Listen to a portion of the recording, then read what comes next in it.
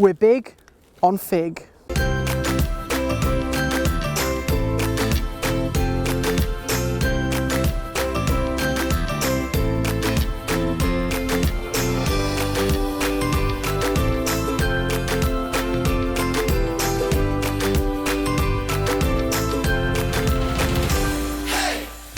Hi, I'm Ian Roofe and welcome to Get Gardening, and here we are talking about figs. Figs, glorious figs. Such wonderful garden plants because they have good foliage, they have interesting flowers and they have fantastic fruit. Now I'm standing next to one particular variety here which is Ficus carica, and it's a variety called panache, and you can see from its fruits there why it's got that name, panache. Like very small hot air balloons with their wonderful yellow and green striped fruit on there. Now, to get the best from your figs, there are a few rules that you need to follow. The first is that if you want lots of fruit like this, it's always good to have it in a container. And you can see from this plant here is in a long tom pot there behind that bench.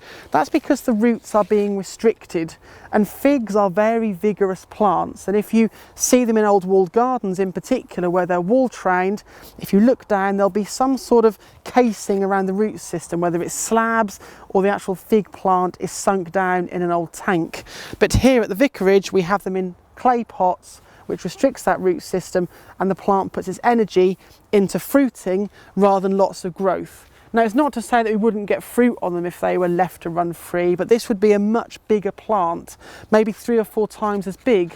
It would have lots and lots of extension growth on it on an annual basis, which we would need to cut back and maintain, and we would definitely have less fruit. So by restricting that root system, we get a much better plant. Now, the other thing is, in a container, what you're going to grow it in. Well, these plants are in a mixture of 50-50 multi-purpose and John Innes number 3, and the John Innes number 3 is a soil-based compost which is so important, particularly for figs, because it has that mineral content. It has the ability to hold on to moisture, to hold on to nutrients, and also with a plant like this, which has only been in here about 3 years, it gives the container some weight, it gives the root ball some weight and will stop it blowing over. The question we get asked the most is, what size do the fruits need to be to overwinter? Now, we haven't actually got a huge fruiting crop off here that's edible this season, but we will in future years. And the important thing about figs is that if you want the actual fruits to overwinter, then they really want to be about that size. That size there, which is a large pea, I would say, is ideal. If they're about that size, then they will overwinter on an average British winter, and we'll get an earlier crop of figs next season. Now, of course, it is all weather dependent. I would think here at East Ruston, because we are sheltered and we aren't far from the coast, fruits of this size will probably overwinter quite successfully. And of course, who knows what Mother Nature will do? She may give us a mild winter and all of it overwinters. But it is primarily that small fruit which will get us through the winter and give us a crop early next year. But to be honest, I don't mind the fact these fruits haven't reached a edible size. They are just beautiful and they are fantastic.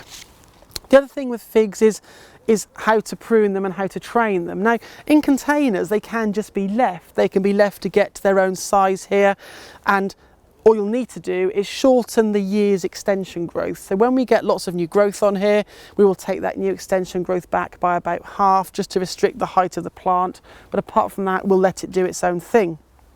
If it's wall trained, it's a little bit easier because you want to create a network, a frame, almost like a fan of stems spaced about 3 to 4 inches apart, running from ground level up the wall, and you tie all them in, and on an annual basis the growth that's coming forward, you reduce that back by about 3/4. So it's all about restricting the plant and keeping it well in shape and well pruned. You have to be careful when you're pruning figs though, because they have a sap which is caustic and it can burn your skin. So the best time to ideally do your most amount of pruning is during the winter.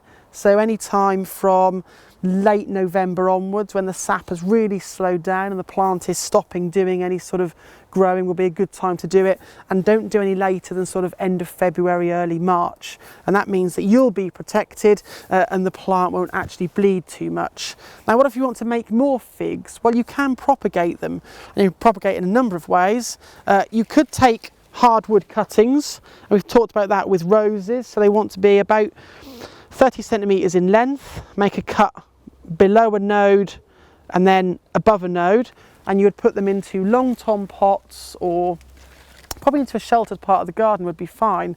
And the important thing with hardwood cuttings is to make sure that if your cutting is 30 centimetres in length, you've only got a very small amount, that much there, of the cutting actually above ground. You want most of the cutting underground in order that it doesn't dry out too much, because that can cause you problems. The other thing you can do is, if you've got stems that are a bit pliable like this, then you can layer. Now it's difficult in pots but easier in the garden. So these stems can be, when they're slightly supple, pulled down, and you can weigh them or you can peg them. And the thing you will need to do is, the node at which is going to be in the ground, you just want to put a little nick just below that node, and then you can put like a little matchstick in or something, or if you wanted to pop a little bit of moss in or something, you could do that just to stop it sealing up again, and then peg it into the ground, make sure it's well weighted, and then a year's time this will have formed its own roots, a new plant. You can cut it off the parent plant and away you go with something new. Now, I've talked about this being a different variety of fig, but if you really want to have a good starting variety, then something like brown turkey is one of the most reliable varieties to give you a crop of fruit in any winter, pretty much in any part of the UK. You may well struggle up in Scotland, up in the north, but if you've got anything from the middle of the country downwards, you'll get a good crop. But Ficus carica, brown turkey, is definitely the one to go for. Now, damn it, I've got to say no. I'm gonna clean my nose. I've got a hedge cutter's nose. It's not good. Don't look. Right.